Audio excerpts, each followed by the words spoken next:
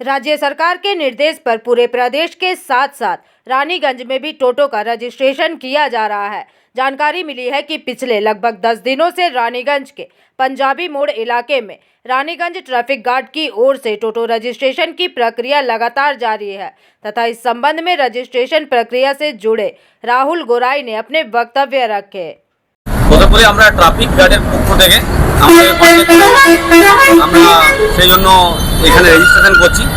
আমাদের এখানে রেজিস্ট্রেশন হচ্ছে 2024-এর টোটো আমরা রেজিস্ট্রেশন করছি পর্যন্ত। টোটো 2025-এর টোটো শোরুমে রেজিস্ট্রেশন হচ্ছে।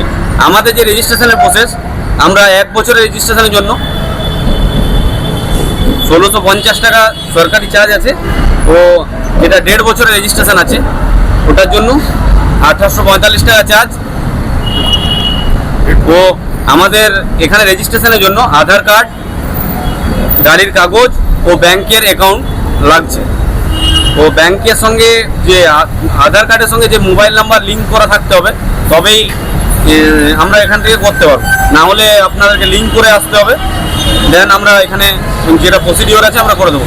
আজ আমরা মোটামুটি আজ 10-12 দিন ধরে এখানে কন্টিনিউয়াস আমরা এখানে করে চলছি। এখনো পর্যন্ত 300 লোকের কাছাকাছি 300-400 টোটো আমরা কমপ্লিট করে দিয়েছি। আরও আগামী দিনে যে আমাদের ডেট এক্সটেন্ড করেছে, তারপরে আমরা কন্টিনিউয়াস করতে থাকবো টোটো রেজিস্ট্রেশন। এবং আমরা সকলকে বলবো, প্রত্যেকটা টোটো চালকের কাছে অনুরোধ করব যে টোটো আমরা রেজিস্ট্রেশন করছি এই পাঞ্জাবি মোড়ে, আপনারা আসুন, আমরা রেজিস্ট্রেশন আপনাদের করে দেবো। আর আপনারা শুধু আধার কার্ড, ব্যাংকের খাতা ও আপনাদেরকে নিয়ে আসতে হবে গাড়ির কাগজ। আচ্ছা, অ্যাসেম্বলি আচ্ছা, যে মানে সরকারি যে শুল্কটা সেটা এখানে আপনার হাতে এখানেই জমা হচ্ছে? হ্যাঁ, আমাদের কাছে জমা হচ্ছে। আমরা যে সরকারি শুল্ক আপনি বলছেন, সেই সরকারি শুল্ক আমরা এখানেই জমা করছি। আর এটা আমার অ্যাকাউন্টে জমা করছি। যারা অনলাইন দিচ্ছে তারা অনলাইন পোর্টালের মাধ্যমে অনলাইন পেমেন্ট করে দিচ্ছে। যেগুলো ক্যাশে দিচ্ছে সেগুলো আমার অ্যাকাউন্টে জমা হচ্ছে, আমি আমার নিজের অ্যাকাউন্টে কাটিয়ে নিচ্ছি টাকাটা।